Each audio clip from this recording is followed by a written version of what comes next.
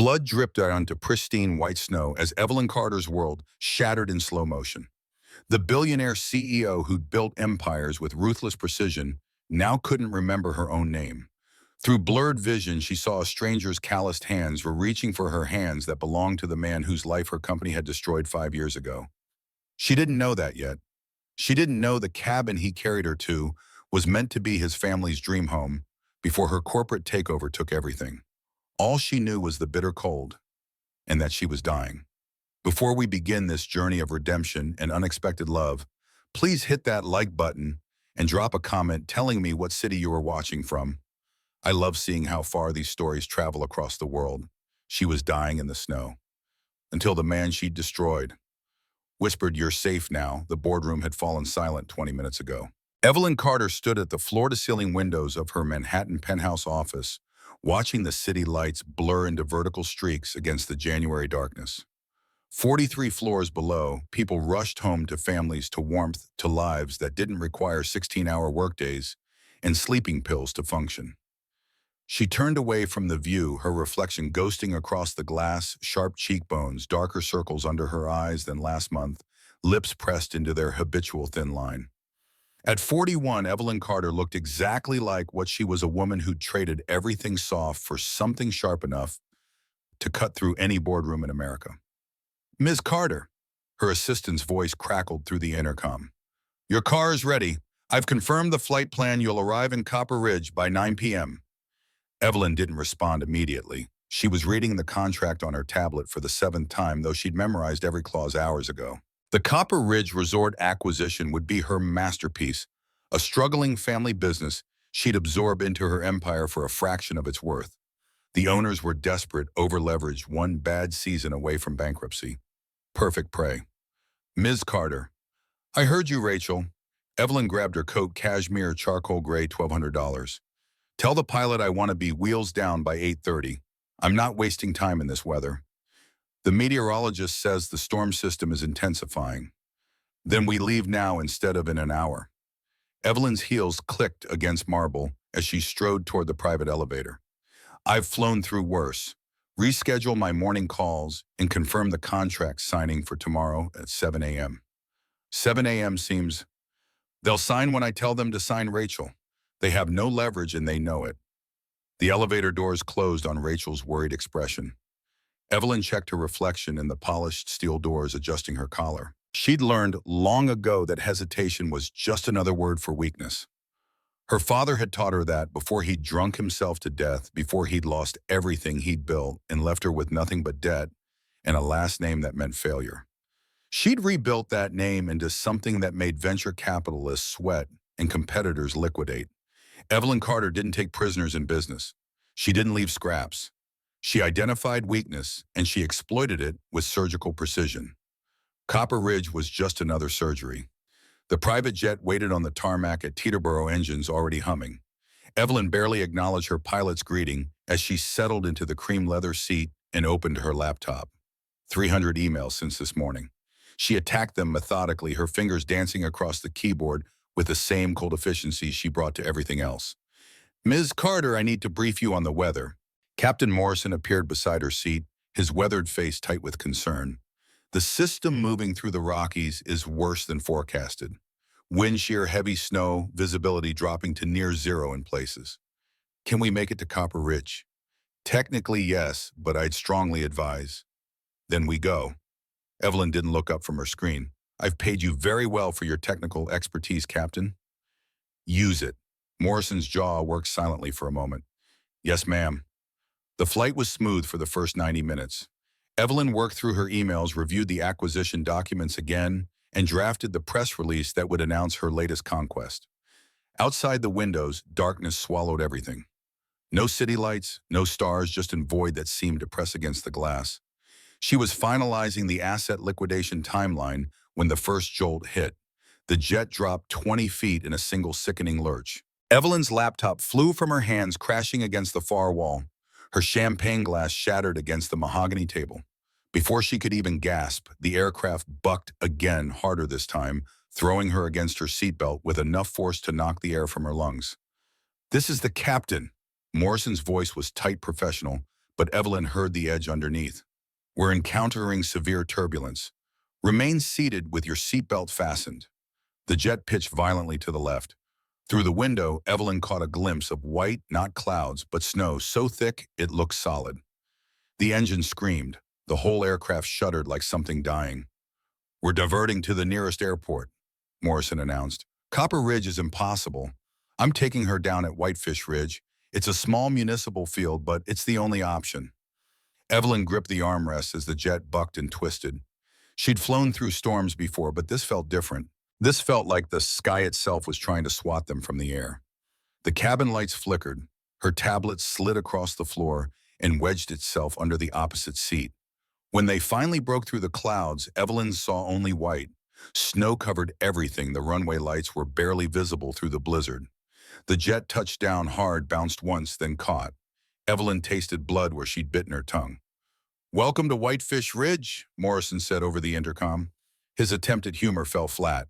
"I'm sorry, Ms. Carter, but we're grounded until this storm passes. Could be 6 hours, could be 2 days." "That's unacceptable." Evelyn was already unbuckling her seatbelt. "I have a contract signing in 14 hours. "Ma'am, nothing is flying in this weather. The tower is advising all aircraft to remain." "Then I'll drive." She pulled out her phone. No signal. "Of course." "Where can I rent a car?" Morrison appeared in the cabin doorway, his expression somewhere between exasperation and disbelief. "Ms. Carter, Copper Ridge is still 70 miles into the mountains. The roads will be—" "I've driven in snow before, Captain. I grew up in Buffalo." "This isn't Buffalo snow. These are mountain roads in a blizzard. It's not safe." Evelyn gathered her coat and briefcase, ignoring the scattered remains of her laptop. "I appreciate your concern, but I didn't build a billion-dollar empire by playing it safe. Now, where's the car rental?" 20 minutes later, she was behind the wheel of a black Audi SUV following the GPS's calm directions into the wall of white ahead. The windshield wipers beat a frantic rhythm, barely keeping pace with the snow. The road climbed steadily into the mountains, each curve tighter than the last. Evelyn's phone buzzed, one bar of signal, just enough for a text from Rachel. "Please reconsider. Weather reports are dire." She didn't respond. Her knuckles were white on the steering wheel. The heater blasted, but she was cold anyway, that bone-deep cold that had nothing to do with temperature. The road curved again, and the GPS announced another 43 miles to Copper Ridge. 43 miles might as well have been 400. The SUV's traction control light kept flickering on. Evelyn slowed to 30 miles per hour, then 25, then 20. Through the swirling snow, she could barely see 10 feet ahead. The road had disappeared under at least 6 inches of fresh powder, with only the occasional reflective marker to indicate where asphalt ended and mountain drop-off began. Her phone rang Rachel again. Evelyn sent it to voicemail. She didn't need anyone telling her this was a mistake. She already knew it was a mistake. But turning back now would mean admitting defeat, and Evelyn Carter didn't do defeat.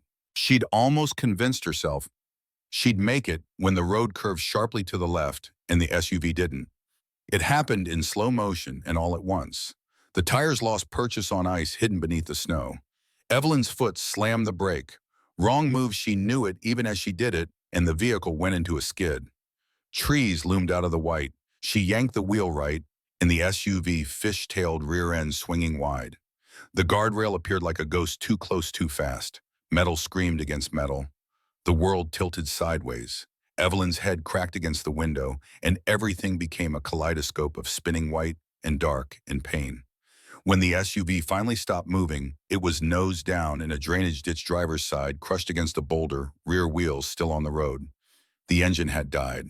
The headlights threw weak beams into nothing. Snow was already accumulating on the windshield, dimming the world to gray. Evelyn tried to move and gasped. Her left arm was pinned between her body and the door. The metal crumpled inward from the impact. Pain radiated from her ribs, broken or cracked, she couldn't tell. When she tried to breathe deeply, it felt like knives. Blood ran down her face from somewhere above her eyebrow. She couldn't reach her phone. It had flown into the back seat during the crash.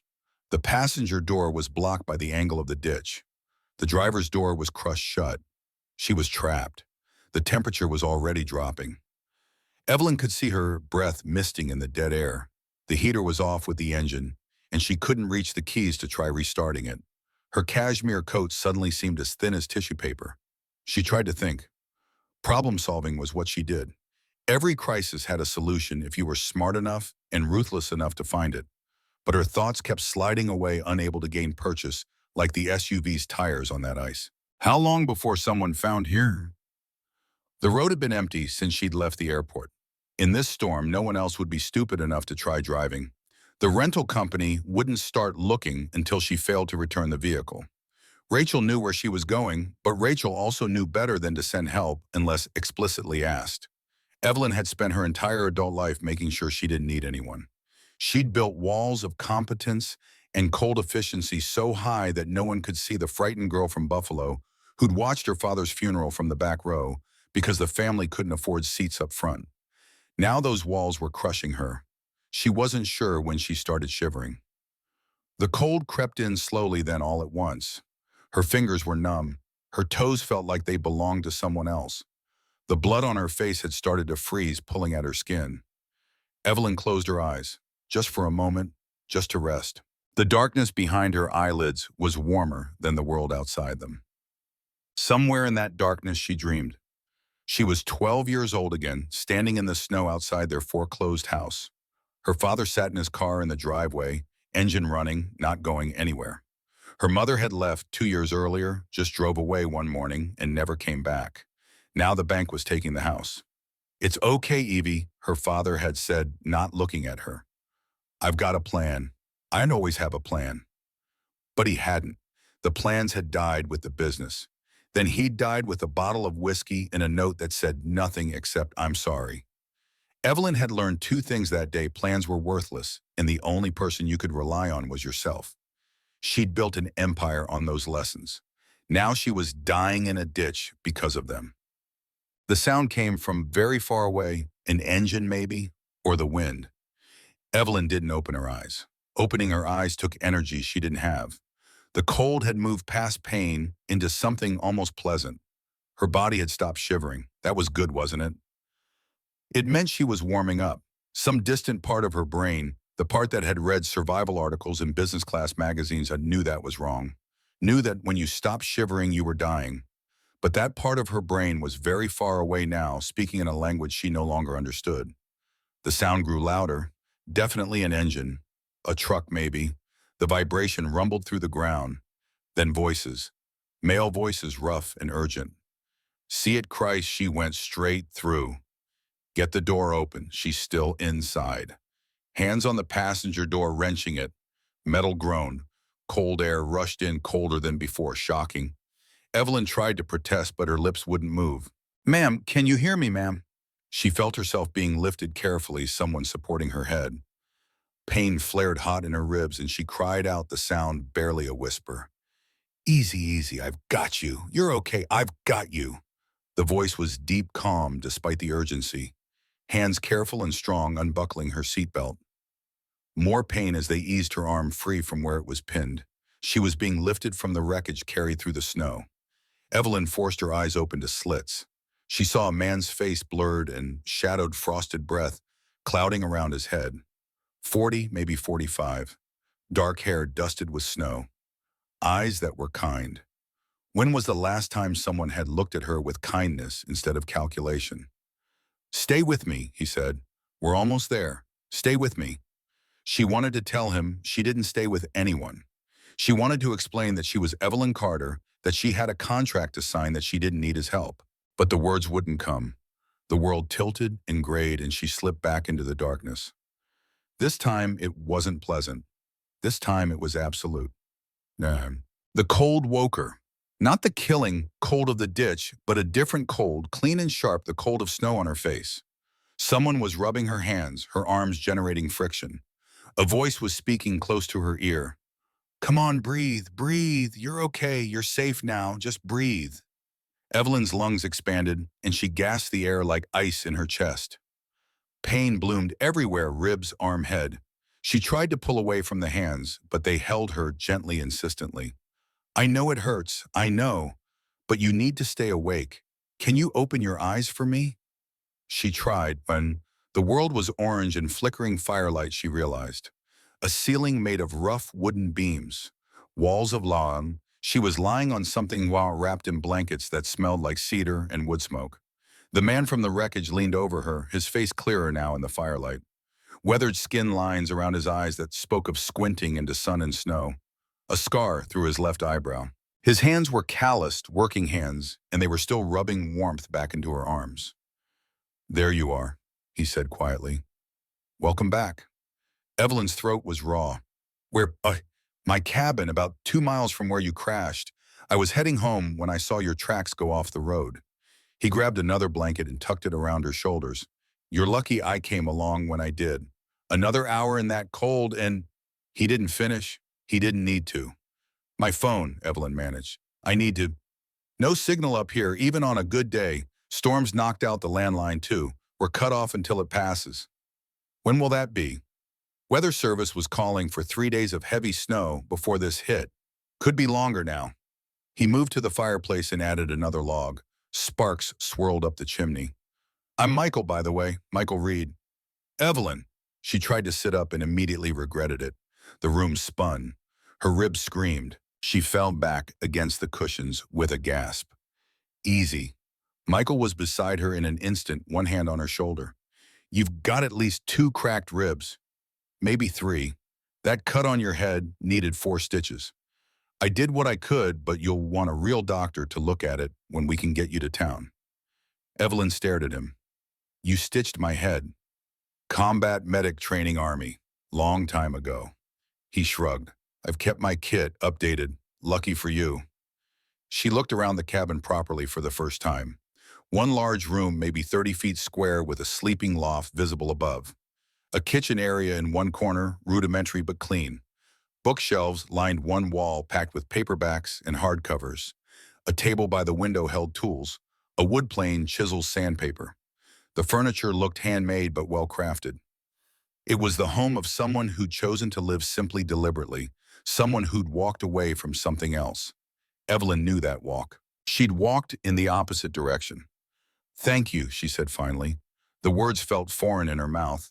When was the last time she'd thanked anyone for anything? Don't mention it. Michael stood and moved to the kitchen.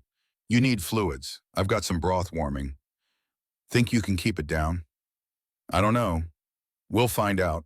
He brought her a mug of something that smelled like chicken and herbs. Evelyn tried to hold it, but her hands were shaking too much. Without comment, Michael sat on the edge of the couch and held the mug to her lips, tilting it carefully. The broth was perfect, salty, warm, real. Not from a can or a packet. He'd made it from scratch. "You live alone up here?" Evelyn asked between sips. Michael's expression shifted, something crossing his face too quick to read. "Not entirely alone. My son Jamie, he's 7. He's upstairs sleeping. I didn't want to wake him when I brought you in. He's a sound sleeper, thank God." A child. Evelyn's stomach tightened. She didn't know anything about children. She'd never wanted to know anything about children.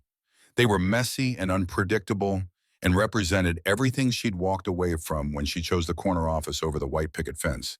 His mother? The question was out before Evelyn could stop it. "Died 4 years ago. Cancer." Michael's voice was flat, factual, the kind of flat that came from saying something so many times it had worn smooth. "We moved up here afterward. Fresh start. I'm sorry." "Don't be. We're managing." He took the empty mug and stood. "You should sleep. Your body needs to heal." But Evelyn's mind was already spinning despite her exhaustion. 3 days trapped here, maybe more. The contract signing would be missed. The Copper Ridge owners would panic, might back out entirely. Competitors would circle like sharks. Her entire acquisition strategy would collapse. She'd lose the deal. She'd lose. "I need to get word to my office," she said, hearing the edge of desperation in her voice. "They need to know where I am. They need to know you're alive." Michael's voice was firm but not unkind. "Everything else can wait. Right now, you need to let your body do what it needs to do. You don't understand. I have obligations, responsibilities. I understand you almost died tonight." Michael met her eyes, and Evelyn saw something there that made her words catch in her throat. "I understand that whatever you were rushing toward was important enough to risk your life. But you're here now, and here is where you're staying until the storm passes and you can walk without passing out." It wasn't a question. Evelyn wanted to argue. She'd built her entire life on arguing, on refusing to accept limitations. But the exhaustion was dragging at her like an undertow, and the warmth of the fire and the blankets was so different from the cold that had nearly killed her that she couldn't find the energy to fight. "Okay," she whispered. Michael nodded. "Get some sleep. We'll figure the rest out tomorrow." He moved toward the loft ladder, but Evelyn's voice stopped him. "Why did you help me?" He turned back, silhouetted against the firelight. "Because you needed help. Does there need to be another reason?" Then he was gone, climbing to the loft where his son slept, leaving Evelyn alone with the fire in her thoughts. She stared at the flames, watching them dance and shift. Her entire world had been reduced to this, a borrowed couch in a stranger's cabin, trapped by her own hubris, in a storm that didn't care about her schedule or her ambitions. For the first time in 20 years, Evelyn Carter had no control over anything. The fire crackled. The wind howled outside. Snow hissed against the windows, and Evelyn, despite everything, felt her eyes closing. Just before sleep took her, she heard a small voice from the loft, a child's voice, mumbling something about snow angels. Michael's voice, soft and patient, answering, "In the morning, buddy, I promise." A father comforting his son. A family, even incomplete, was still a family. Evelyn had never had that, had never wanted it, had convinced herself it was weakness, distraction, liability. But lying here in the dark, wrapped in blankets that smelled like cedar and safety, listening to a man soothe his child with promises about snow angels, something deep inside her chest cracked open. Not broken, just opening. The wind screamed outside, and Evelyn fell into sleep, chased by dreams of snow and hands reaching through the dark and voices saying, "I've got you. You're safe now." For the first time in longer than she could remember, she believed it might be true. Morning came gray and muted the world outside the cabin windows, buried under 2 feet of fresh snow. Evelyn woke to the smell of coffee and something sweet baking her body stiff and aching in places she hadn't known could ache. Every breath reminded her of her cracked ribs. Every movement sent fresh waves of pain radiating through her left shoulder. She lay still for a moment, listening. Small footsteps pattered across the loft above her head, followed by Michael's deeper voice, low and warm. "Shh, buddy. We have a guest. Remember I told you last night? The lady from the accident." The child's voice was high and curious, unfiltered by adult caution. "Is she dead? Jamie?" Michael's tone held gentle reproach. "No, she's not dead. She's sleeping downstairs. She was hurt, so we need to be quiet and let her rest." "But I want to see her." "You will, later. Come on, let's get you some breakfast." Evelyn closed her eyes as she heard them descending the ladder, not ready yet to face a 7-year-old's unfiltered observations.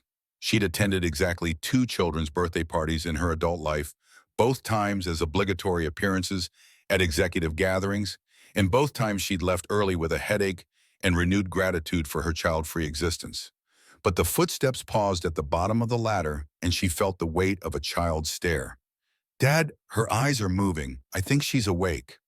So much for pretending.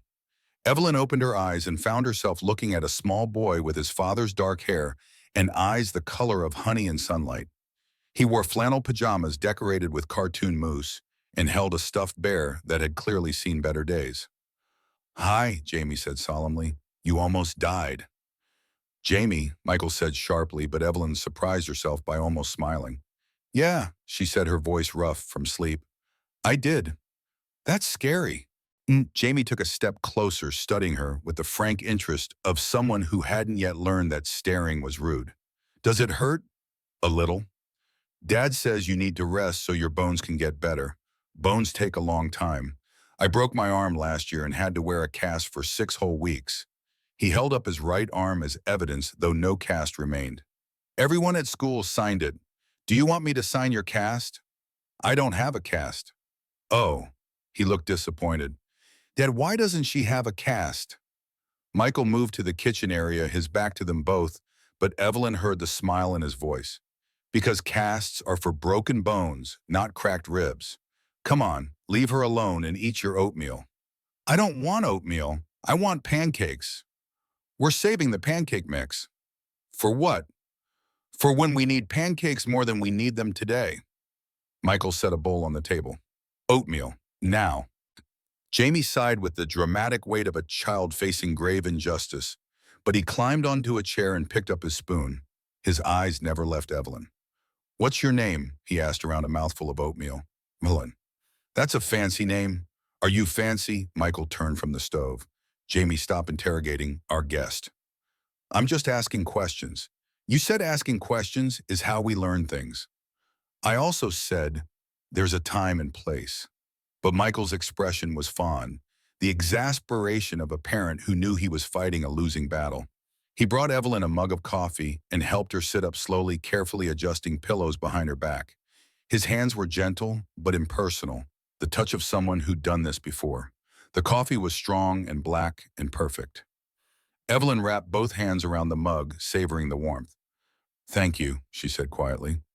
Michael nodded and returned to the stove where something was indeed baking. The sweet smell intensified as he opened the oven door and pulled out a pan of what looked like scones or biscuits. He set them on a cooling rack and turned back to Evelyn. "How are you feeling? Any dizziness?" "Nausea." "Just sore. Everything hurts." "That's normal. You took a hell of a hit." He brought her a plate with one of the scones still warm and a small bar of what looked like homemade jam. "Not much, but it's better than in broth. You need to eat." Evelyn took a bite and nearly closed her eyes at the taste. Blueberry scone tender and not too sweet with jam that tasted like actual strawberries instead of corn syrup and red dye.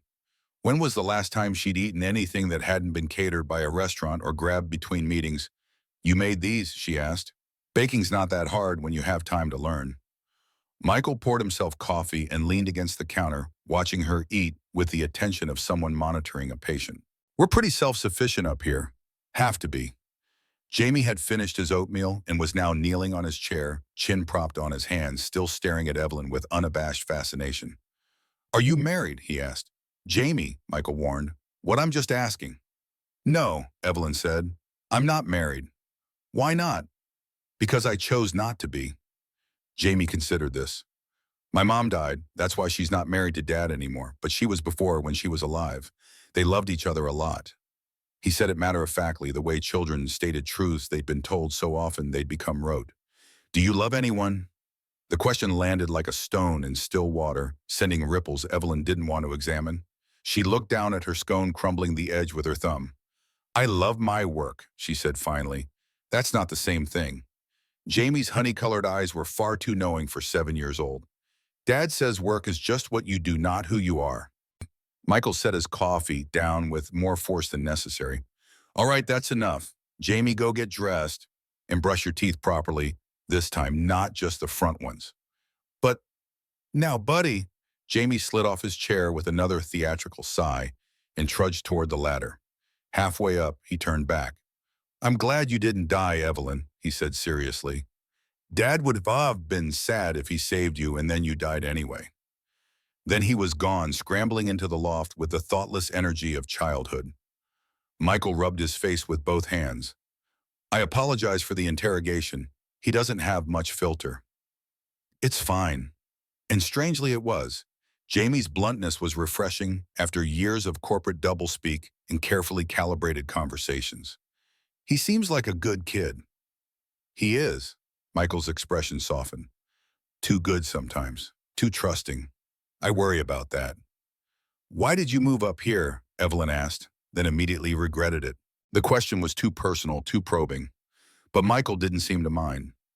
"After Sarah, my wife, died, the city felt wrong. Too many memories, too much noise. Jamie was struggling. I was struggling. We needed space to breathe and figure out how to be a family of 2 instead of 3. He looked out the window at the endless white. "Up here, it's quiet, simple. We have what we need. Don't you get lonely?" "Sometimes." He met her eyes. "But lonely's better than drowning. And Jamie's doing better. That's what matters." Evelyn wanted to ask what he'd done before, what he'd walked away from, but the sound of Jamie moving around upstairs distracted them both. Michael cleared his throat. "You should try to stand, see how stable you are. Bathroom's through that door if you need it." With Michael's help, Evelyn made it to her feet. The room tilted alarmingly, and her ribs screamed protest, but she stayed upright. Walking was another matter. Each step felt like broken glass grinding together in her chest. Easy, Michael set his arm around her waist, supporting most of her weight. Don't push it. I'm fine. You're stubborn. It's kept me alive this long. So has luck, apparently. But there was no judgment in his voice, just observation. He helped her to the bathroom and waited outside while she took care of necessities, then helped her back to the couch. By the time she was settled again, Jamie had returned dressed in jeans and a sweater that was slightly too small, showing his wrists. He carried an armful of books and a battered deck of cards. Can we play Go Fish? He asked his father. Please, you promised we could play games today since we can't go outside. I promised no such thing. I said maybe. Maybe means yes. Maybe means maybe. But Michael was already clearing the table. One game, then you have your lessons. Do I have to? Yes, education doesn't stop for snow days. Jamie groaned, but accepted this with the resignation of someone who'd had this argument before and lost. He looked at Evelyn hopefully. Do you want to play? I don't think I can right now, Evelyn said, though the child's hopeful expression made her feel unexpectedly guilty. That's okay, you can watch. Dad's terrible at Go Fish anyway. He always forgets what cards he asked for. I do not. You do too. Last time you asked me for sevens 3 times in the same game. Michael shuffled the cards with the easy competence of someone who'd done it 1,000 times. I was distracted. By what? By you cheating. I wasn't cheating. Jamie's outrage was immediate and theatrical. I would never cheat. You had 2 fours showing under your leg. That was an accident. They bickered good-naturedly while they played, and Evelyn found herself watching with something uncomfortably close to envy. This casual warmth, this easy affection, she'd never had it. Her childhood had been marked by her father's increasing absences, and her mother's final one by creditors calling and lights being shut off and learning to forge her father's signature on permission slips because he was too drunk to sign them himself. She clawed her way out of that pit with nothing but raw determination and a refusal to ever be powerless again. She'd built an empire. She had everything money could buy and several things it supposedly couldn't. But she'd never had this comfortable intimacy, this sense of being known. Jamie won the game, crowing victory with unself-conscious delight. Michael declared it was time for lessons and pulled out workbooks from a shelf. Homeschooling, Evelyn realized. Of course. The nearest school was probably miles away, inaccessible in winter.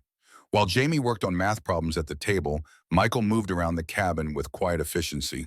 He added wood to the fire, checked the storm shutters, brought in more logs from the covered porch.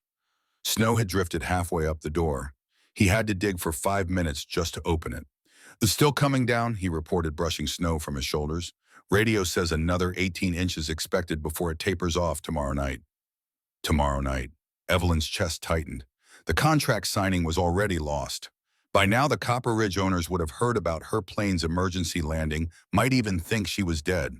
Her competitors would be circling. Rachel would be fielding calls from the board, from investors, from the media. Her absence would be creating chaos. Her empire, so carefully built, was showing its first cracks. I need to think, she said abruptly. Michael looked at her, then at Jamie, then back. All right, think, but don't push yourself. Your body needs rest to heal. My body can rest when I'm dead. The words came out sharper than she'd intended. I have responsibilities. People depending on me. I can't just what survive. Michael's voice was quiet, but there was steel underneath. Lady, I pulled you out of a wreck that should have killed you. You've got cracked ribs, a concussion, and God knows what else. Whatever you think you need to do, it can wait. You don't understand. You're right, I don't. He moved closer, and Evelyn saw something in his expression shift. I don't understand risking your life for a business deal. I don't understand being so afraid of stopping that you drive into a blizzard that grounded aircraft. But I do understand that you're here now, and here is where you're staying until you can walk without turning gray. They stared at each other, the air between them charged with something Evelyn couldn't name. Finally, she looked away. I'm sorry, she said quietly. You saved my life. I shouldn't be. You don't have to apologize for being scared. I'm not scared. Then what are you? The question hung in the warm air. Jamie's pencil scratched against paper. The fire crackled. Outside, the wind howled.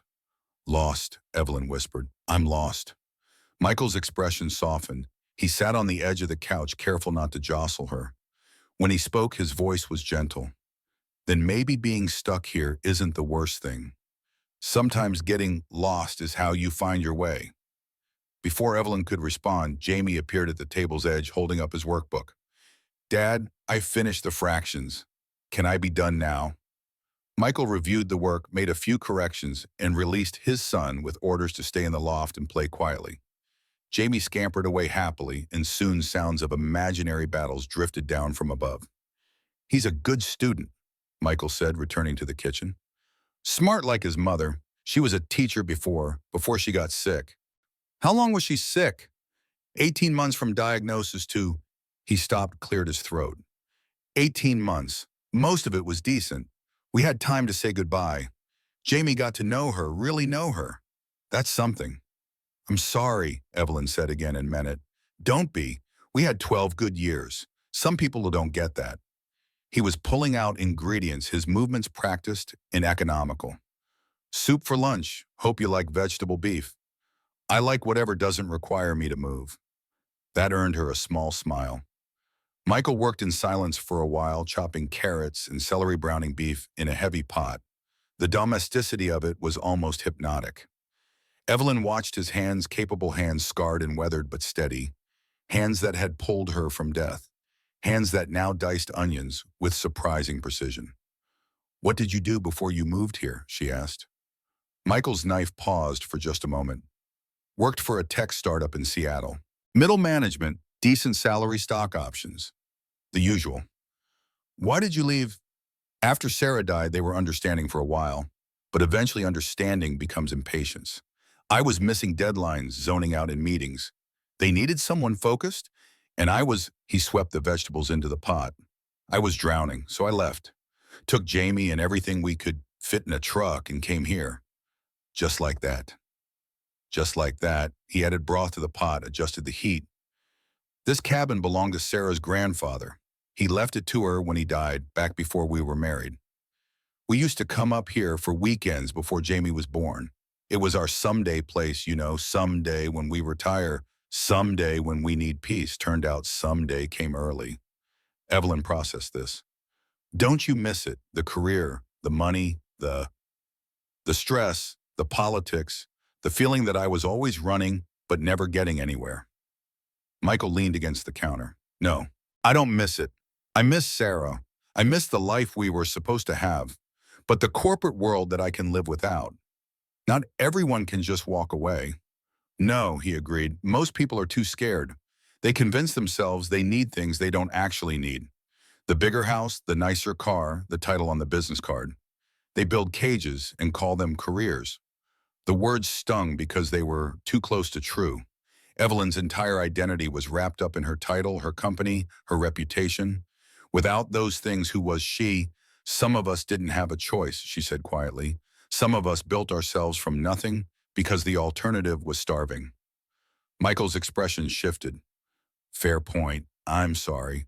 That was true. Evelyn attempted a shrug and immediately regretted it as pain lanced through her ribs. It's fine, you're not wrong. I just chose a different cage. They fell into silence, the only sounds Jamie's playing overhead, and the soup beginning to simmer. Evelyn closed her eyes, exhaustion pulling at her despite the morning sleep. Her body was demanding rest she didn't want to give it. When she woke again, the light had changed. Afternoon, judging by the angle coming through the windows. The soup was done, and Michael was reading to Jamie on the floor near the fire, the boy curled against his father's side, while Michael's voice brought life to something about dragons and brave knights. Evelyn watched them, this small family in their simple cabin, and felt something crack wider in her chest. The wound that had opened last night when she'd heard Michael comfort his son about snow angels was bleeding now, slow and steady. She'd never wanted this, had never wanted domesticity or dependence or the vulnerability that came with loving someone more than you loved your ambitions. But lying here watching a father read to his son while snow fell outside and soup simmered on the stove, she couldn't remember why. Michael noticed her watching and closed the book. Hungry, he asked. Starving. He helped her sit up and brought her soup in a heavy ceramic bowl, rich and thick and real. Jamie claimed the other end of the couch chattering about the story they had been reading, and somehow they ended up eating together, this strange makeshift family of three, brought together by chance and storm. Jamie asked her questions between bites. Where did she live? What was her favorite color? Had she ever seen a bear? And Evelyn found herself answering honestly without the corporate polish she usually deployed. Manhattan. Blue, maybe gray. No, but she'd seen plenty of boardroom predators. That made Jamie laugh, and the sound was so pure it hurt. After lunch, Michael declared it was rest time for everyone. Jamie protested, but was overruled, sent to the loft for a nap he claimed he didn't need, but was asleep for 10 minutes later. Evelyn expected Michael to retreat as well to give her privacy, but instead he settled into the chair near the fire with a book. She watched him read for a while, something thick and worn, the pages soft with use until curiosity overcame propriety. What are you reading? He showed her the cover. Meditations, Marcus Aurelius, the philosopher king. You know it. I know of it. Never read it. Evelyn shifted slightly, trying to find a position that didn't hurt. Why philosophy? Why not? Michael marked his place and set the book aside. It helps me think, reminds me what matters. And what matters? Being present, being useful, being kind when you can be. He met her eyes. What matters to you? The question should have been easy. Evelyn had built her entire life on knowing what mattered: growth, profit, market share, dominance. But sitting here in this quiet cabin, those answers felt hollow. I don't know anymore, she admitted. Michael nodded as if this was exactly the answer he had expected. That's a start. They sat in comfortable silence while the fire burned low and the snow continued its relentless fall. Evelyn found her eyes growing heavy again, her body demanding rest despite her mind's protests. She fought it for a while but eventually surrendered. When she woke, it was dark outside and the cabin was lit only by firelight. Jamie was awake again, playing quietly with wooden blocks on the floor. Michael was cooking something that smelled incredible: chicken and herbs and fresh bread. Dinner in 10, he said when he noticed her stirring. Think you can eat at the table? With his help, Evelyn made it to one of the chairs. It hurt, but less than it had that morning. Small progress. Jamie chattered about his blocks, explaining the elaborate castle he was building and the complex rules of the kingdom he'd invented. Michael listened with the attention of someone who took his son's imagination seriously. They ate together, and it was so normal, so domestic, so far from Evelyn's usual reality of working dinners and power lunches that she couldn't quite process it.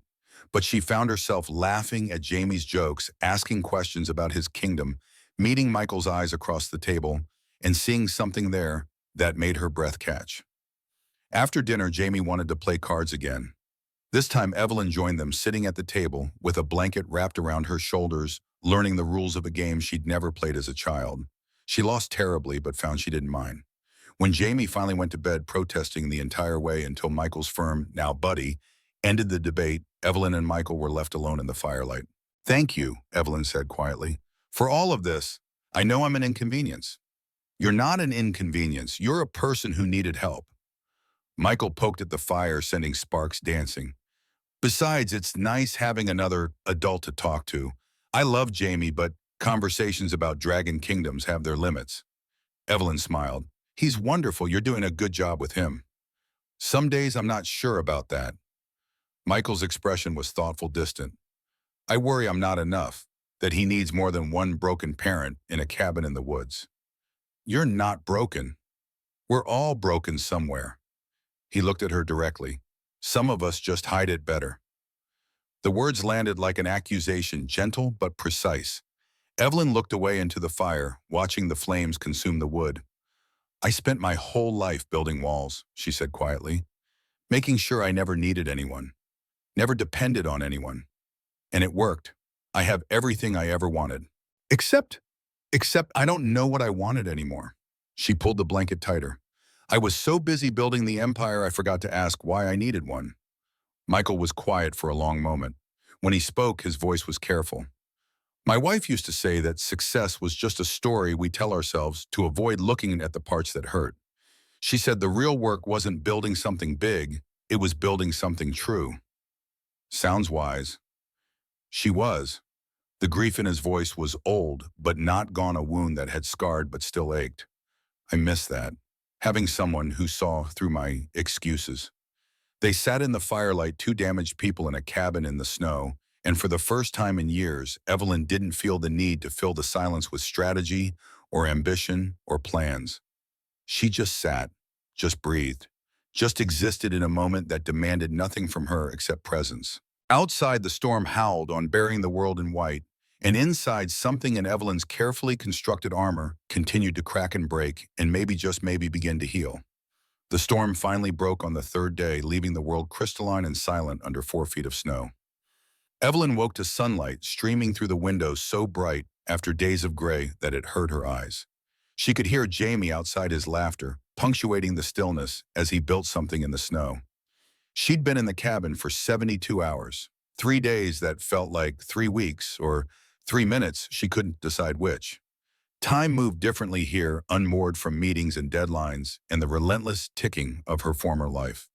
Michael came through the door, carrying an armload of firewood, his cheeks reddened from cold. He stopped when he saw her sitting up on her own, no longer needing the pillows propped behind her back. "You're looking better," he said. "I'm feeling better." It was true, the ribs still ached, but the sharp stabbing had dulled to something manageable. The cut on her head was healing cleanly. "How's the road?" Something flickered across his face. "Passable. The plow came through this morning. I can probably get you to town by tomorrow if you're ready."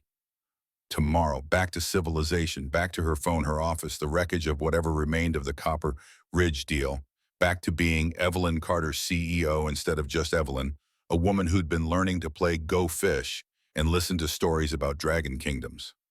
"Right," she said. "Tomorrow." Michael set down the wood and brushed snow from his jacket. "There's something else. The plow driver mentioned that search crews have been looking for you. Your rental car was found. They know you survived, but not where you are. I told him I'd get word to them." Evelyn's stomach tightened. Of course there were search crews. Of course the world had noticed her absence. She was Evelyn Carter. Her disappearance would have made headlines. "I should call my office," she said. "There's a landline in town. I'll take you down tomorrow morning. You can make whatever calls you need." Michael moved to the kitchen. "Coffee, please." While he prepared breakfast, Evelyn walked slowly to the window. Outside, Jamie was building a snowman, or trying to. He'd managed to roll a large ball for the base, but was struggling with the second one, his small body straining against the weight. Michael must have seen her watching because he called out to his son. "Jamie, not so big. You'll hurt yourself." "But I want him to be giant." "Giant is good. Hernia is bad. Make it smaller." Evelyn found herself smiling. These small exchanges, this easy parenting, she'd watched it unfold over 3 days like a play she'd never seen before. Michael was patient but firm, affectionate but not indulgent. Jamie was loved, and he knew it secure in a way Evelyn had never been as a child. "You're good with him," she said when Michael brought her coffee. "I make it up as I go." He stood beside her watching his son work. "Most of parenting is just showing up and trying not to screw them up too badly. You're doing more than that." "Maybe." He was quiet for a moment. Sarah was the natural parent. She knew what to say, how to handle the hard moments. "I'm still learning." Jamie had managed a second snowball and was now attempting a third for the head. He packed snow with intense concentration, his tongue poking out between his teeth. The gesture was so purely childlike that Evelyn felt an unexpected pang. "Do you ever regret it?" she asked. "Leaving everything behind, drama?" "No." Michael's answer was immediate. "I regret not doing it sooner. Sarah and I always planned to slow down, spend more time together, really be present. But there was always one more project, one more promotion to chase. Then she got sick, and suddenly there was no more time." He took a sip of coffee. "I won't make that mistake with Jamie.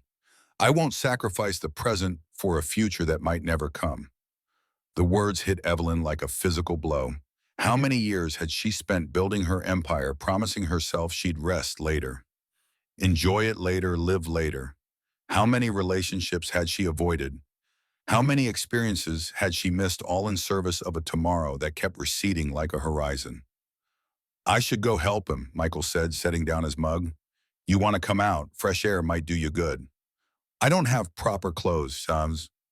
"You can borrow Sarah's coat and her boots. You're about the same size." Something about wearing a dead woman's clothes should have felt wrong, But when Michael brought them out a navy blue parka and sturdy winter boots, Evelyn found herself putting them on. The coat smelled faintly of lavender and something else, something warm and lived in. It felt like being wrapped in someone else's life. Outside, the cold was shocking after 3 days of cabin warmth, but it was clean and bright and infinite. The sky was so blue it looked artificial. Jamie spotted her and waved frantically. "Evelyn, come help. We're making a snow family. A snow family. Yeah, Dad's making the dad. I'm making the kid, and you can make the mom." He said it with the unthinking confidence of a child who saw no reason why this wouldn't work. Michael caught her eye over Jamie's head, and she saw the apology there. But Evelyn surprised herself by saying, "Okay, show me how." For the next hour, she helped Jamie build a snow mother while Michael constructed an impressive snow father nearby. It was absurd and wonderful and completely foreign to everything Evelyn had ever known. Her hands grew numb inside borrowed gloves. Her ribs protested every time she bent down. But Jamie's running commentary on the Snow family's backstory. They were royalty. Obviously, rulers of the Ice Kingdom made her laugh in a way she hadn't laughed in years. When they were finished, 3 snow figures stood in an awkward family grouping in front of the cabin. Jamie insisted on finding sticks for arms and rocks for faces. Michael produced an old scarf for the snow father. Evelyn contributed her own scarf cashmere, probably ruined now for the snow mother. "Perfect," Jamie declared, stepping back to admire their work. "We should take a picture." "Camera's inside," Michael said. "I'll grab it." While he was gone, Jamie slipped his small hand into Evelyn's. The gesture was casual, unthinking, the way children touched adults they trusted.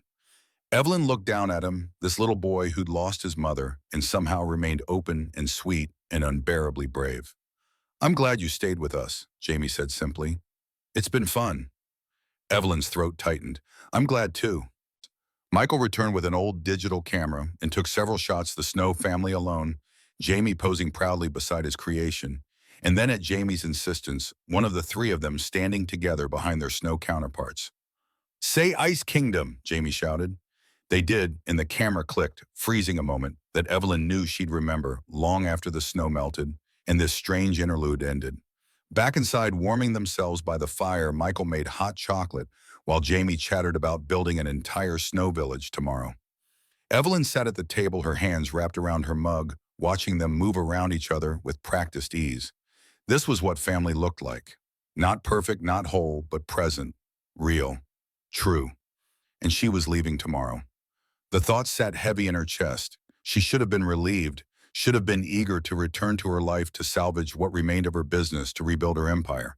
But instead, she felt something closer to dread. That evening, after Jamie had gone to bed, Evelyn and Michael sat by the fire in what had become their routine. He was reading again, a different book this time, something about woodworking, and she was simply sitting, doing nothing, being no one in particular. "Can I ask you something?" Michael said, suddenly setting down his book. "Sure." "What were you running toward when you crashed? What was so important you'd risk your life for it?" Evelyn was quiet for a long moment. "A business deal? An acquisition? A family resort that was failing, and I was going to buy it for pennies on the dollar and turn it into something profitable." "A family resort?" "Yes. And the family would have lost it everything." Evelyn's voice was flat. "That's how it works. Someone wins, someone loses. I made sure I was always the one who won." Michael didn't respond immediately. When he did, his voice was careful. "Did it ever occur to you that the person losing might be someone like me? Someone who'd built something they loved and was watching it die?" The question landed like a knife. Evelyn looked at him sharply. "What do you mean?" Michael stood and moved to the window, his back to her. When he spoke, his voice was tight. "The tech startup I worked for, the one I told you about, it wasn't just any startup. It was acquired 5 years ago by a larger firm. The acquisition was brutal. They gutted the company, fired half the staff, liquidated assets. My boss, a good man who'd built that company from nothing, lost everything, his house, his savings, his health. He had a heart attack 6 months later." Evelyn's blood ran cold. "What was the company called?" "Technova Solutions." Michael turned around and his eyes were hard. "And the firm that acquired it was Carter Enterprises. Your firm." The world tilted. Evelyn gripped the arms of her chair, her ribs forgotten in the sudden surge of nausea. Technova. She remembered it. Remembered the acquisition, the strategy, the clean efficiency with which they dismantled it and absorbed the profitable pieces. She'd never thought about the people, the faces behind the numbers, the families destroyed by her decisions. You knew, she whispered. You knew who I was. Not at first, not when I pulled you out of that wreck. Michael's voice was level, but she heard the anger underneath. I saw your face on the news the next morning. The search crews were looking for Evelyn Carter, missing CEO. And I realized the woman I'd saved was the same woman whose company destroyed my life. Then why? Evelyn couldn't finish. Her voice had abandoned her. Why did I keep helping you? Michael laughed bitter and sharp. Good question. I asked myself that a lot over the past 3 days. Part of me wanted to put you back in that ditch, let you freeze. Call it karma. But you didn't. No, because you're not just a CEO, you're a person, a hurt person who needed help. And because, he stopped, ran a hand through his hair. Because my son was watching. And I won't teach him that revenge is more important than compassion. Evelyn stood, ignoring the pain in her ribs. Michael the first. Don't, his voice was sharp. Don't apologize. Don't tell me you were just doing business. I know how business works. I know people like you see people like me, they as collateral damage. He moved toward the door, grabbing his coat. I need air. I'll be outside. The door closed behind him with a soft click that sounded like a gunshot in the silent cabin. Evelyn sank back into the chair, trembling. The warmth of the fire couldn't touch the cold spreading through her chest. She'd spent 3 days in this cabin, playing with a child, eating meals with a man, allowing herself to believe she could be someone other than who she was. But she couldn't escape herself. Couldn't escape the wake of destruction she'd left behind in her relentless climb to the top. Michael had saved her life, and she'd ruined his. She sat there for a long time, staring at the fire, watching it consume wood the same way her ambition had consumed everything in its path. Outside, she could hear Michael chopping wood, the steady thwack of the axe against logs over and over, working out rage in the only way he could. Finally, she stood. Her body protested, but she ignored it, pulling on Sarah's coat and boots and stepping out into the night. Michael was at the woodpile, splitting logs by moonlight, his breath clouding in the freezing air. He didn't stop when she approached, just kept swinging the axe, each blow precise and controlled. I'm sorry, Evelyn said. The axe came down. I told you not to apologize. I know, but I am. I'm sorry for what my company did to yours. I'm sorry for the people who lost their security. I'm sorry for your boss. She stepped closer. And I'm sorry that I never thought about any of it. Never considered the human cost. I was so focused on winning that I forgot people weren't just numbers on a spreadsheet. Michael finally stopped the axe hanging loose in his hands. Why are you telling me this? Because it's true. Evelyn's voice cracked. Because you deserve to hear it. Because these past 3 days being here with you and Jamie, I've remembered what it feels like to be human instead of a machine. And I don't want to go back to being that person. So don't. It's not that simple. Why not? Michael set down the axe and turned to face her fully. You have all the power, Evelyn. All the money, all the control. If you wanted to change, nothing's stopping you except yourself. I don't know how to be anything else. Then learn. His voice softened slightly. You learned how to build an empire. You can learn how to build something that doesn't require destroying everything around you. They stood in the moonlight, breath mingling in the frozen air, and Evelyn felt the full weight of her choices pressing down on her. Every ruthless decision, every calculated move, every person she'd stepped over on her climb to the top. I don't deserve your kindness, she said quietly. Probably not. Michael's smile was sad. But Jamie does, and he's gotten attached to you. So tomorrow when I take you to town, you're going to say goodbye to him without breaking his heart. You're going to be kind, and then you're going to leave and go back to your life, and we'll go back to ours. And that's it. That's it. He picked up an armload of wood. Come on, it's freezing out here. They walked back to the cabin in silence. Inside, the fire had burned low. Michael added fresh logs while Evelyn stood awkwardly by the door, still wearing Sarah's coat, still feeling like an intruder in someone else's life. I'll sleep on the floor tonight, Michael said, not looking at her. You keep the couch. Michael. Good night, Evelyn.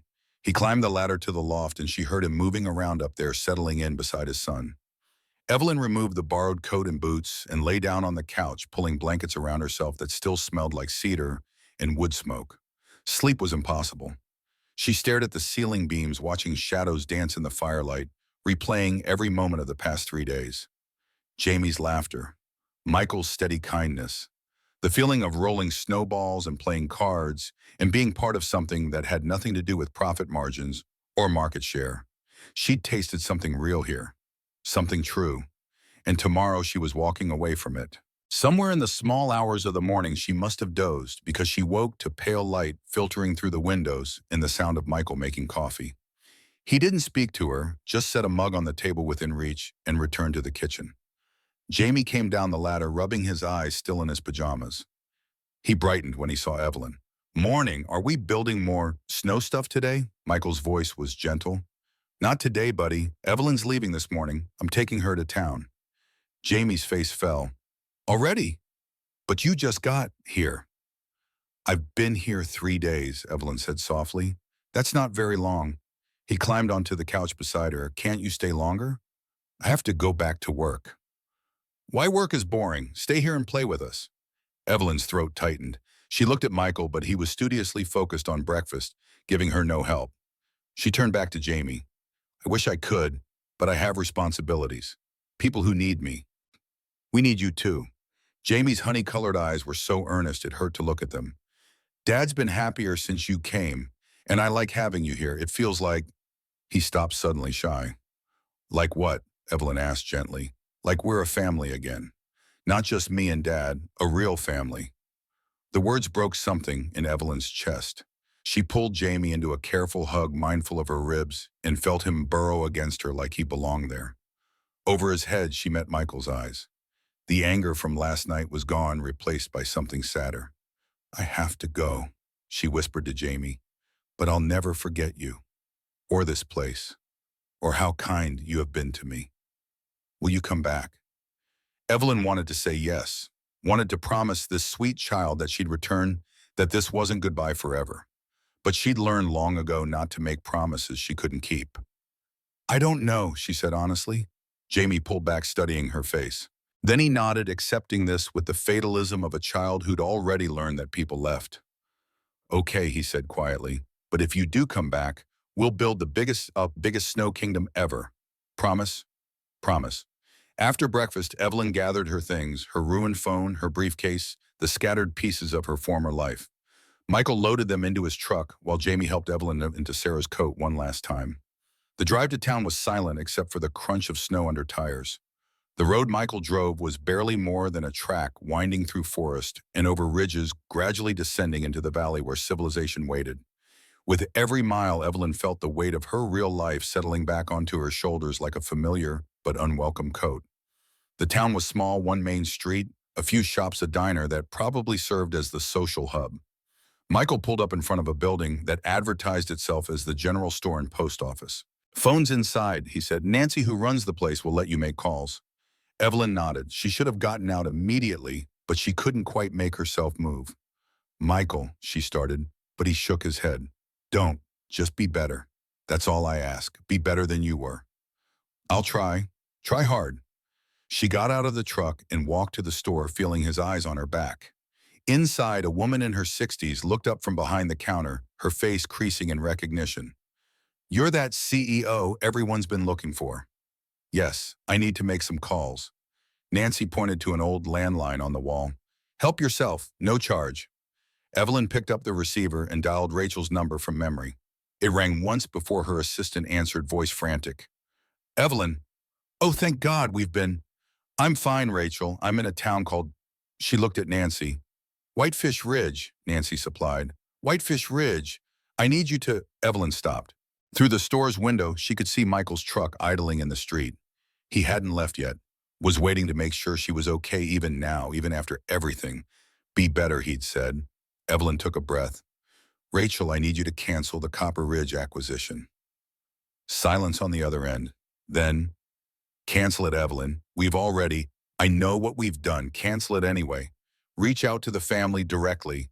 Tell them we're offering a business loan instead, low interest with advisory support. We help them save their resort, not steal it. I don't understand. You don't have to, just do it. Evelyn's voice was firm, and Rachel pulled the files on the Tech Nova acquisition from 5 years ago. I want to know what happened to everyone we let go. Names, current situations, all of it. That's a lot of people. I don't care. I want the information by the end of the week. Evelyn watched Michael's truck through the window. We're going to make some things right. She hung up before Rachel could argue and stepped outside. Michael had gotten out of the truck and was leaning against the hood, arms crossed. When he saw her, something in his expression shifted. You didn't have to wait, Evelyn said. Jamie would have killed me if I left you stranded. I called my office, canceled the Copper Ridge deal. I'm going to help them instead of buying them out. The words felt strange, but good. It's not much. It doesn't fix what I've done, but it's a start. Michael studied her for a long moment. What changed? You did. Jamie did. Evelyn moved closer. This place did. I spent 3 days remembering what it felt like to be human, and I don't want to forget again. It won't be easy, changing who you are. Nothing worth doing ever is. She held out her hand. Thank you, Michael, for everything, for saving my life, for showing me there's more to it than building empires. He took her hand and the touch sent electricity up her arm. Good luck, Evelyn Carter. You too. She turned to walk away, back to her responsibilities and her company and her empire that suddenly felt smaller than a cabin in the woods. But she'd only taken 3 steps when Michael's voice stopped her. Evelyn? She turned back. The offer stands. If you ever want to see what a real snow kingdom looks like, you know where to find us. Evelyn smiled and it felt real. I might take you up on that. I hope you do. This time when she walked away, she didn't look back. 6 weeks later, Evelyn stood in her Manhattan office 43 floors above the city and felt nothing. The view that had once represented everything she'd achieved now just looked like glass and steel and the illusion of height. Her empire was intact. The board had been furious about Copper Ridge, but she'd weathered it. The business loan to the resort family was being painted as innovative philanthropy.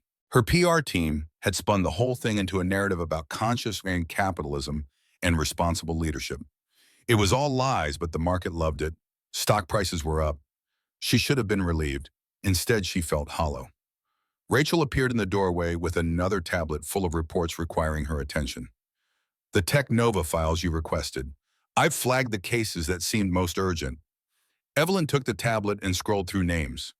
43 people who'd lost their jobs when Carter Enterprises had dismantled the company. Some had bounced back, found new positions. Others hadn't been so lucky. Medical bankruptcies, foreclosures, 2 divorces directly attributed to the financial stress. And there, 3/4 down the list, David Morrison, former CEO and founder. Survived a major cardiac event 18 months post-acquisition, currently unemployed, living on disability. The man Michael had described. The good man who'd lost everything. Evelyn's finger hovered over his name. She could reach out, offer compensation, try to make amends. But what would that accomplish except salving her own guilt? Money couldn't undo what she'd done, couldn't give these people back the years of stability and dignity she'd taken from them. What do you want me to do with this? Rachel asked carefully. Set up a fund. Evelyn's voice was decisive. For everyone on this list who's still struggling, medical expenses, mortgage assistance, job training, whatever they need, make it anonymous. I don't want credit. That's going to cost. I don't care what it costs. Do it. Evelyn handed back the tablet. And Rachel, I want to do this for every acquisition we've done in the past 10 years. Every person who lost their livelihood because of our decisions. Find them. Help them. Rachel's expression was stunned. Evelyn, that's hundreds of people, maybe thousands. The board will never approve. I'm not asking the board. I'm using my personal funds. Evelyn turned back to the window. It's my responsibility, my debt to pay. After Rachel left, Evelyn stood alone in her office and thought about snow and firelight and a little boy's laughter. She'd been back in her old life for 6 weeks, and every day felt like wearing a costume that no longer fit. She'd thrown herself into work with renewed intensity, trying to recapture the satisfaction she'd once felt. But everything had changed. Every business decision now came with images of faces. The family who'd lose their farm, the workers who'd lose their job, the lives that would be upended by her pursuit of profit. She couldn't unsee it. Michael and Jamie had held up a mirror, and now Evelyn couldn't look away from her own reflection. Her phone buzzed a reminder about the evening's charity gala. Another performance, another night of small talk with people who measured worth in zeros and influence. She used to excel at these events. Now the thought exhausted her. She was about to silence the reminder when a different notification caught her eye. An email from an address she didn't recognize, subject line, Snow Kingdom update. Evelyn's heart stuttered. She opened it. The email contained a single photo, Jamie standing proudly beside an elaborate snow castle complete with towers and a moat and a flag made from a stick and colored paper. His grin was gap-toothed and triumphant. The caption read, "Built it myself mostly. Miss you, Green." Below that, in a different handwriting, he insisted on sending this. "Wanted to make sure you knew the kingdom survived the spring thaw. We refroze it with the hose. Hope you're well. M." Evelyn stared at the photo for a long time, drinking in Jamie's joy and the casual kindness of Michael, taking the time to help his son send an email to someone they might never see again. The image blurred and she realized she was crying. When was the last time she'd cried? She couldn't remember. She hit reply and typed, "It's magnificent. Tell the king I'm very proud." Then deleted it. Tried again. "Thank you for sharing this. It made my day." Delete. Nothing she wrote captured the tangle of emotions in her chest. Finally, she settled on, "Beautiful work, Jamie. I hope the kingdom prospers." She sent it before she could overthink, then sat back in her chair. Through the window, the city hummed and churned and consumed itself in the endless pursuit of more. Somewhere out there in offices just like this, other people were making the same ruthless calculations she'd once made without hesitation. The game hadn't changed. She had. That evening at the gala, Evelyn went through the motions. She smiled for photos, made appropriate small talk, wrote checks for causes she barely believed in. But her mind was miles away, in a cabin where a little boy was probably begging his father to let him stay up late, and a man was probably reading philosophy by firelight. Evelyn Carter, as I live and breathe. She turned to find Richard Summers, CEO of a competing firm, approaching with a predatory smile. They'd gone head-to-head on deals before he'd won some, she'd won more. "Richard," she accepted his handshake, noting the calculation in his eyes. "How's the market treating you?" "Can't complain, though I hear you've gone soft." His smile didn't reach his eyes. "Copper Ridge, really? Since when do we give charity to failing businesses?" "Since I decided there's more to success than crushing the competition." Richard laughed. "That's rich coming from you. The Ice Queen herself suddenly growing a conscience." He leaned closer. "Word of advice, Evelyn. Weakness gets exploited in our world. You start showing mercy, people will take advantage. Let them try 'em out. I'm serious. You've built something formidable. Don't throw it away on sentiment." Richard's expression turned calculating. "Although if you are losing your edge, there's a little tech startup I'm looking at. Medical AI, very promising. The founders are desperate for an exit. Might be exactly what you need to prove you're still in the game." "What's the company?" "Meditech Solutions. Brilliant technology, terrible business model. They're bleeding money. I'm planning to acquire them, strip the patents, liquidate the rest." Richard shrugged. "Standard play. Want in." 6 weeks ago, Evelyn would have said yes without hesitation, would have seen the opportunity and taken it, no questions asked. But now she found herself asking, what happens to the founders? Who cares? They'll get bought out, signed, non-competes fade away. That's the game. And the employees? Collateral damage. Richard was watching her carefully now. "Why, since when do you care about employees?" "Since a man pulled me from a frozen wreck and showed me what real strength looked like," Evelyn thought. "Since a child held my hand and trusted me not to break his heart. Since I learned that the people I destroyed don't disappear. They have names and families and lives that continue long after I've moved on to the next deal." "I'll pass," she said finally. Richard's expression hardened. "You're making a mistake. This new soft approach won't last. You'll realize you need to be ruthless to survive, and by then I'll have taken everything you've left on the table. Maybe, or maybe I'll find a different way to survive." There is no different way. There's win or lose. You taught me that. Richard drained his champagne. Suit yourself. When you're ready to play like a grown-up again, let me know. He walked away, leaving Evelyn standing alone with her untouched drink. Around her, the gala continued, people networking and positioning and playing the game she'd once mastered. But she couldn't make herself care anymore. She left early, claiming a headache, and returned to her penthouse. The space that had once felt like a sanctuary now felt like a museum to a person she no longer was. Everything was expensive and beautiful and utterly empty. Evelyn changed out of her gown and sat on her balcony looking out at Manhattan's glittering sprawl. Somewhere out there, millions of people were living actual lives, falling in love, raising children, finding meaning in things that had nothing to do with stock prices or quarterly earnings. She'd built an empire, but she'd never built a life. Her laptop was still on the coffee table. Evelyn opened it and pulled up the Tech Nova files again, focusing on David Morrison, the man Michael's boss had been, the man whose heart attack had been a footnote in her success story. She composed an email directly to him, introduced herself, no point hiding who she was, acknowledged what her company had done, offered not just financial compensation but a genuine apology. She explained that she couldn't undo the past, but wanted to try to make the present better if he'd let her. It took her an hour to write 3 paragraphs. She sent it knowing it might go unanswered, or worse, might it trigger rage and accusations she absolutely deserved. But she sent it anyway. Then she opened a new email to Michael's address, the one Jamie had used to send the Snow Kingdom photo. She stared at the blank screen for a long time before typing, "I've been thinking about what you said, about learning to build something that doesn't require destroying everything around me. I'm trying. It's harder than I thought. Everything I knew about success, about winning, about mattering, none of it makes sense anymore. I feel like I'm standing in the wreckage of my own life, trying to figure out who I am without the armor. I'm not writing this to ask for anything, just to say that you were right about all of it, and to thank you again for showing me there's another way to live. I hope you and Jamie are well.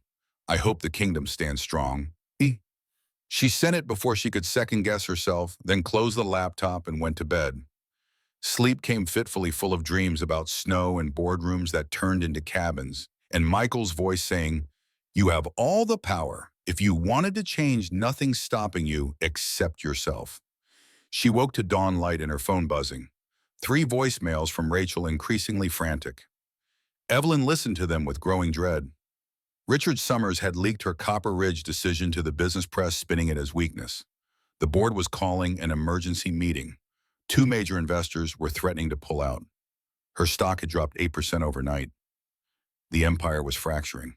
And Evelyn, sitting in her empty penthouse with sunlight streaming through floor-to-ceiling windows, realized she didn't care. Let it fracture. Let the whole thing come down if necessary. She built it once from nothing. She could build something new, something better, something that didn't require her to hollow herself out until nothing remained but ambition and ice vidam. She showered and dressed, choosing a simple suit instead of her usual armor of designer clothes and killer heels. She pulled her hair back plainly. No jewelry except her watch. At the office, Rachel was waiting with crisis protocols and damage control strategies. The board was convening at 10. Legal was preparing statements. PR was in panic mode. "What do you want me to tell them?" Rachel asked. Evelyn looked at her assistant, this woman who'd worked for her for 7 years, anticipating her every need, enabling her every ruthless decision. Had Rachel ever questioned her? Ever pushed back, or had she simply accepted that this was how business was done? "Tell them I'll address the board at 10 as scheduled," Evelyn said. "But first I want you to do something for me. Anything. Find out if Meditech Solutions is actually in trouble or if Richard Summers is exaggerating. If they're genuinely struggling, I want to talk to the founders directly. Not about acquiring them, about helping them succeed." Rachel's expression was pure confusion. "I don't understand." "You don't have to. Just do it." Evelyn moved past her into the office. "And Rachel, after this board meeting, we're going to have a conversation about what kind of company Carter Enterprises wants to be going forward. I hope you'll want to be part of that." The board meeting was exactly as brutal as expected. Accusations of incompetence and softness flew like knives. Richard Summers had positioned himself perfectly, the strong alternative to Evelyn's newfound weakness. 2 board members suggested a vote of no confidence. Evelyn let them talk. let them rage and posture and threaten. And when they finally ran out of steam, she stood. "You're right," she said simply. "I have changed. 6 weeks ago, I nearly died in a blizzard. I was saved by a man whose life my business decisions destroyed. I spent 3 days in his cabin being cared for by him and his son, and I learned something that none of you seem to understand." "And what's that?" Richard asked with barely concealed contempt. "That we're not just building wealth, we're shaping lives. Every decision we make sends ripples out into the world affecting real people with real families and real struggles. And we've been making those decisions like they don't matter, like people are just numbers to be optimized." Evelyn met each board member's eyes in turn. "I'm done doing business that way." "So what?" Richard leaned forward. "You're just going to give away the company in the name of feel-good philanthropy? That's not a business strategy, that's suicide." "No, I'm going to build a company that creates value without destroying lives in the process. I'm going to pursue profit, but not at the expense of every other human consideration. And if that costs me market share in the short term, so be it." Evelyn's voice was steady. "You can vote me out if you want. You might even succeed. But I'm not going back to being the person I was."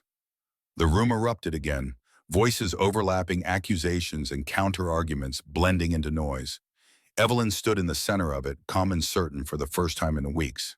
The vote, when it came, was closer than expected. She survived barely on the strength of her past performance and some board members' unwillingness to cause public upheaval. But the message was clear: she was on probation. One more misstep, and they'd remove her.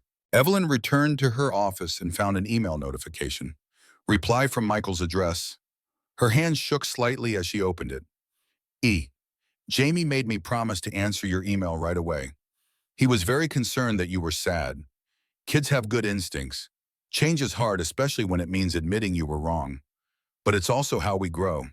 You're doing the right thing, even if it doesn't feel like it yet. The wreckage you're standing in, that's just the old foundation breaking up so you can build something better. Be patient with yourself. And if you need a reminder of what matters, you know where to find us. The kingdom's still standing, and there's always room for visitors. M. Evelyn read it 3 times, then a fourth. Then she pulled up her calendar and looked at her schedule for the next month. Meetings, conference calls, appearances, the relentless machinery of her empire demanding constant feeding. She opened a new email to Rachel. "Clear my schedule for next week. Personal time, non-negotiable." Then she booked a flight to Whitefish Ridge. The rental car climbed the mountain road under clear May skies. The landscape transformed from the frozen white hell Evelyn remembered. Everything was green now, impossibly green, dotted with wildflowers that hadn't existed under 4 feet of snow. The creek that ran alongside the road was high with snowmelt rushing and singing over rocks. Evelyn's hands were tight on the wheel despite the perfect conditions. She'd nearly turned back 3 times at the airport, at the rental counter, at the turnoff to the mountain. What was she doing? She had no right to show up here to intrude on Michael and Jamie's life with her messy attempt at transformation. But Jamie's email had said there was room for visitors, and Michael's reply had said she knew where to find them. So here she was driving toward a cabin she'd only seen buried in snow, hoping she wasn't making a terrible mistake.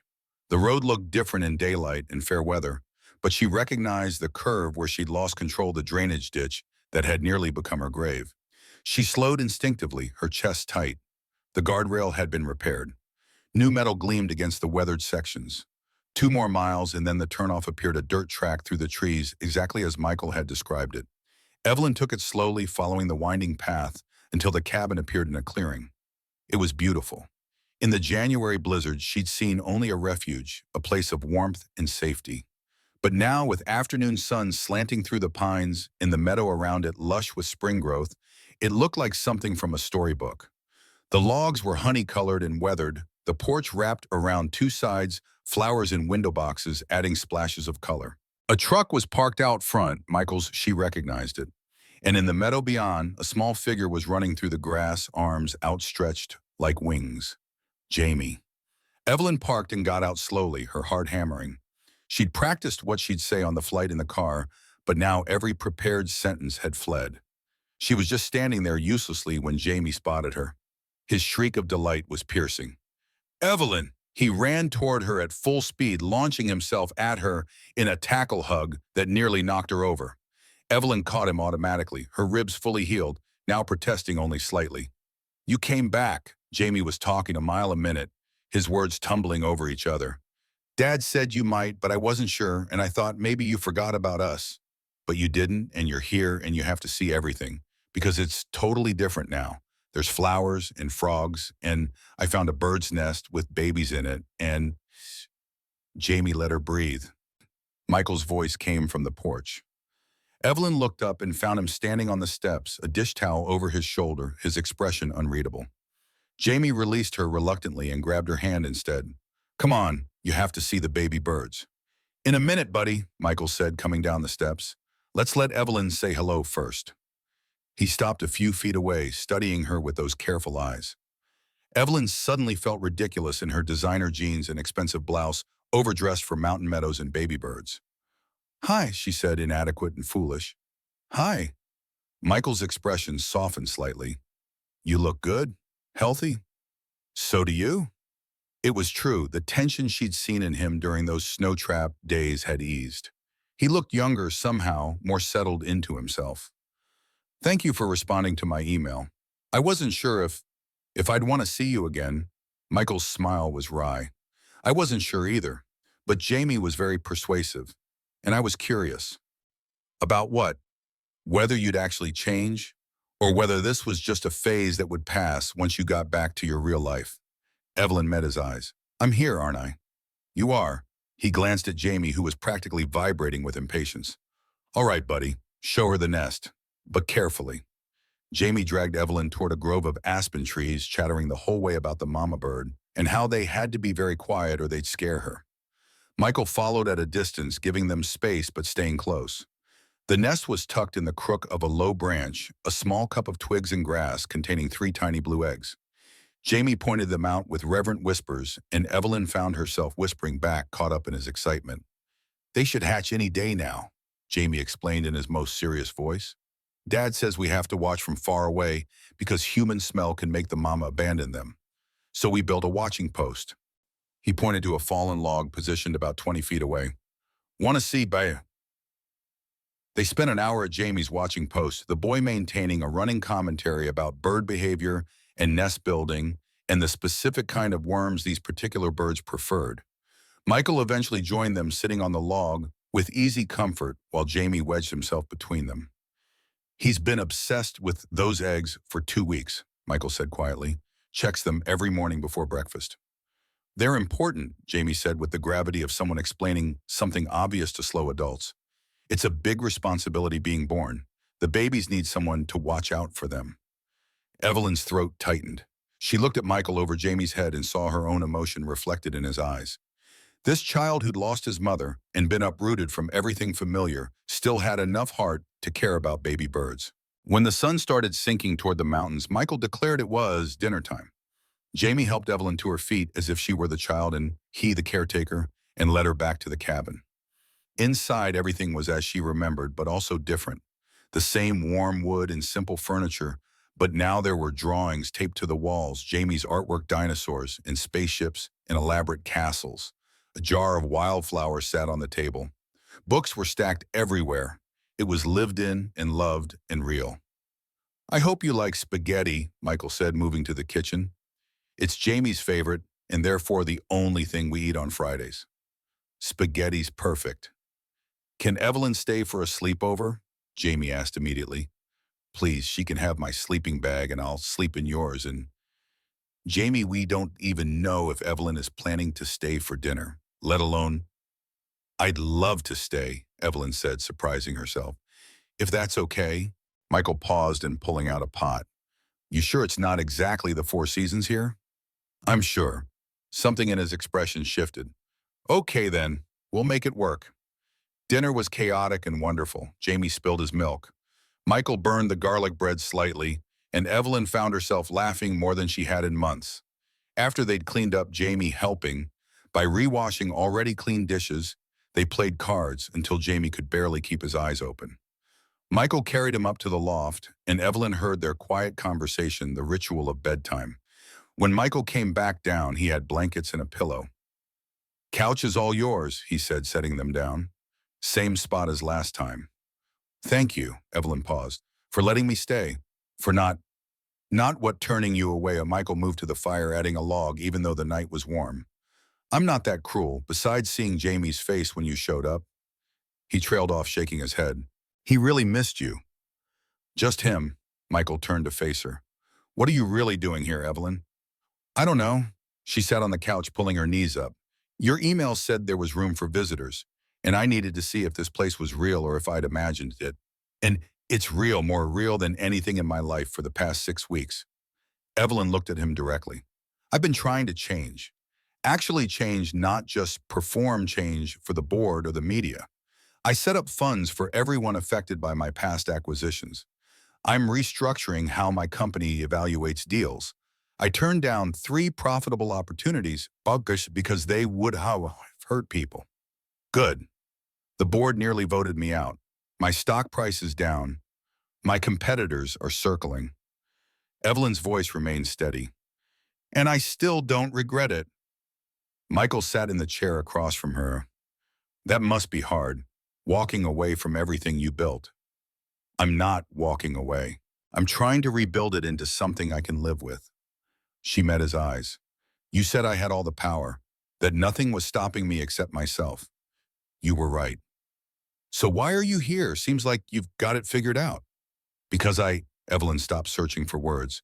"Because those 3 days here showed me what life could be, what it should be, and I wanted to remember what that felt like, to make sure I wasn't just chasing another illusion." Michael was quiet for a long moment. The fire crackled. An owl called somewhere in the trees outside. "Can I ask you something?" he said finally. "Anything. That night before you left, when I told you about Technova, you could have defended yourself, made excuses. But you didn't. Why?" Evelyn considered the question. "Because you were right. I destroyed lives, and I never even thought about it. Making excuses wouldn't change that. Most people would have made them anyway. I'm trying not to be most people anymore." She paused. "I reached out to David Morrison, your old boss, offered compensation and an apology." Michael's head snapped up. "You did?" "He hasn't responded yet. He might never respond, but I had to try." Evelyn's voice was soft. "I can't fix the past, but I can at least acknowledge it. That took courage. It took guilt and shame, and the memory of a man who saved my life even after I'd ruined his." Evelyn stood and moved to the window, looking out at the moonlit meadow. "I keep thinking about what you said, about building something true instead of something big. I want that. I want to matter in a way that doesn't require crushing everyone around me." She heard Michael stand, felt him move closer. "It's not going to be easy. The world you operate in doesn't reward kindness." "I know. You'll lose deals, money, probably your position eventually." "I know that too. So why do it?" Evelyn turned to face him. They were standing close now, close enough that she could see the firelight reflected in his eyes. "Because I met a man who chose his son over his career, who built a life based on what mattered instead of what impressed people, who showed me that strength isn't about winning, it's about staying human even when it would be easier not to." Her voice dropped to barely a whisper. "Because I don't want to be the ice queen anymore. I want to be someone who deserves to play cards with a 7-year-old and watch for baby birds and feel like I'm part of something real." Michael's expression was unreadable. "Evelyn, I'm not asking for anything," she said quickly. "I know I don't have the right. I just needed you to know that you changed my life, both of you, and I'm grateful." "You changed ours too." Michael's voice was rough. "These past 6 weeks, Jamie talks about you constantly. Asks if you're going to visit, if you remember your promise about the Snow Kingdom. He stopped, ran a hand through his hair. "I've been thinking about you too, wondering if you'd actually do it, actually change. And, and here you are." He smiled, small but genuine. "In my cabin, playing with my son, looking at bird nests like they matter. They do matter." "Yeah." Michael's smile widened. "They do." They stood there into the firelight, the air between them charged with something neither of them seemed willing to name. Finally, Michael cleared his throat. "You should get some sleep. Jamie will have you up at dawn to check the nest." I don't mind. I know. His expression was soft. Good night, Evelyn. Good night. He climbed to the loft and Evelyn settled on the couch with the blankets that smelled like cedar and home.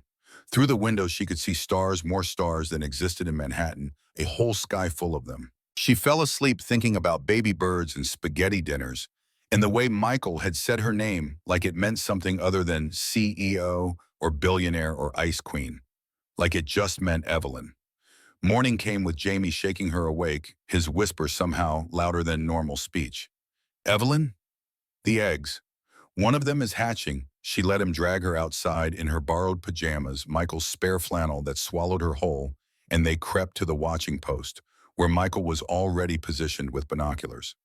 See, Jamie pointed, there's a crack. Through the binoculars, Evelyn could just make out a tiny fissure in one blue shell. As they watched it widened, a tiny beak appeared, then disappeared. The mama bird fluttered nearby, anxious and protective. They stayed there for an hour, watching the painstaking process of birth. Jamie provided commentary. Michael made breakfast and brought it out to them, toast and juice consumed, while a new life fought its way into the world. When the first baby bird finally emerged, wet and fragile and impossibly tiny, Jamie grabbed both their hands. It's a girl, he declared with absolute certainty. I'm naming her Hope. Evelyn looked at this child, this beautiful, resilient child, and then at his father and felt something inside her chest crack open completely.